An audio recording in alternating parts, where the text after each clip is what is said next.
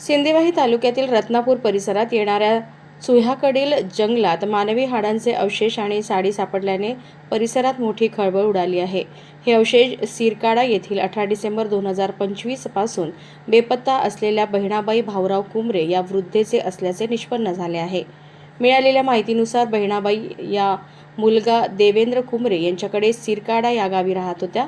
मुलीला भेटण्यासाठी त्या नेहमी जंगलाच्या मार्गाने पुरके पार गावाला जात असत. डिसेंबर महिन्यात मुलीकडून घरी परतताना त्या बेपत्ता झाल्या होत्या.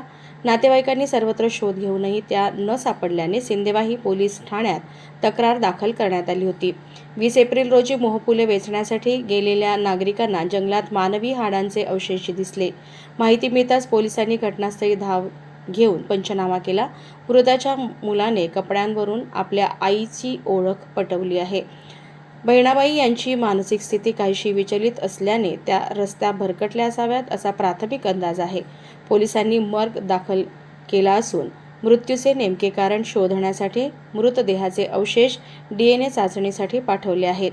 सिंदेवाही पोलीस अधिक तपास करीत आहेत.